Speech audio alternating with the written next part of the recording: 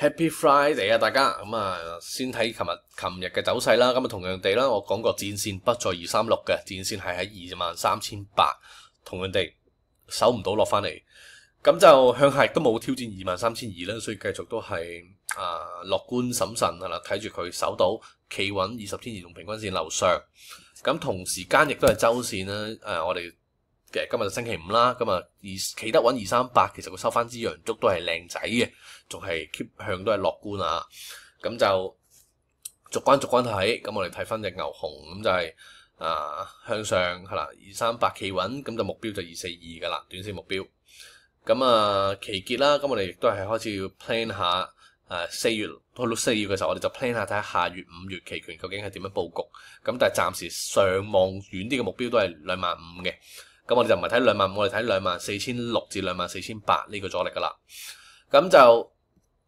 係啦，咁都冇乜特別嘅。咁IT 係比較差少少啦。咁所以之前講過隻商湯啦，係啦，比較係 IT 板塊排得再差嘅一隻。咁我哋就搏佢破底，唯一一隻嘅 put 輪。咁如果大家有睇啦，我第一條片啦，咁都已經 cover 晒個策略噶啦。咁從組合管理嘅角度上咧，如果你一隻科技板塊都冇啦，咁其實你淨沽啦，咁有條件做止賺嘅。咁如果你係有一隻科技股，咁你咪可以放多一日睇下，你咪當係做翻個組合嘅對沖咯，係啦。個市上你起碼其他嘅科技股你靚仔嘅上，個市跌係啦，咁你最差即係科技板塊排得比較差嘅商湯，咁照 hold 係啦，搏佢繼續落，咁係一個好beta neutral 嘅策略。好，咁跟住今日落嚟啦今日嘅關鍵係在於啲咩咧？就係藥股今日有啲異動啊，咁因為未炒緊美國 AACR 嘅年會係啦，咁即將舉行啦，咁所以有幾隻嘅股啦出到嚟啦，咁同一時間亦都係呢兩日咧公布業績，咁就全部都要輸錢噶啦，咁睇下輸幾多咁解啫，咁但係同時間炒起佢嘅 revenue， 睇下邊隻係比較強，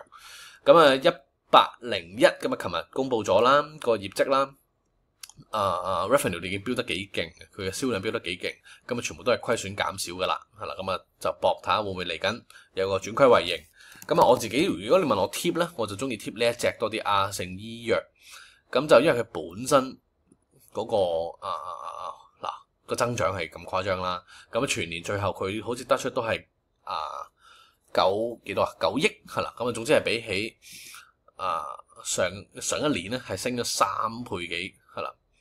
3倍幾4倍，咁最後當然都係即係呢個嘅利潤即係虧損減少啦，係啦，咁都係同樣地食佢嘅增長。咁我自己會睇6855啦，當初佢都係隻半新股啦，係啦，20年19年係 Covid 嘅時候上市，咁招股30幾蚊就當其時，咁當然我覺得咁耐應該消化咗啦。咁但係向上咧，佢嘅首日最高位都係53個幾53個6。咁向上依然都係我會向上睇嘅目標嚟，咁逐關睇啦。咁短期你見呢啲阻力都喺晒度40零蚊，之前我會睇36係啦，排錯動晒喺度36蚊呢個位。咁係啦，向下睇守住36啦，向上前頂48啦。咁你見向下10%搏20%。咁當然我嘅目標，我覺得唔止係得48嘅。如果係炒佢嘅即係啱啱公佈完 annual 全年2024年嘅業績啦，咁未轉虧為盈嘅，咁但係起碼虧損減少，嚟緊下一年會轉虧為盈咧，再炒埋呢個嘅美國呢個嘅叫做癌症協會好似係嘛？癌症研究協會係啦，咁好多個臨床測試，咁都係當炒嘅風頭啦，應該呢幾日咁可以留意住呢隻板塊。咁其餘都冇乜特別啦。美股方面啦，回調啦，係啦，咁但係睇翻美股嘅 sector 啦，係啦，咁sector 上又係呢嘅 U 同 RE 係比較冇乜動力嘅，咁明顯地就 Y 就開始上緊嚟啦，即係啲奢侈品上緊嚟啦，科技仲係淡淡地未有買盤，咁即係 Y 就先喐，咁睇下係啦，啲 Netflix Apple 係啦 Tesla 呢啲都係做翻好噶啦，已經係咁就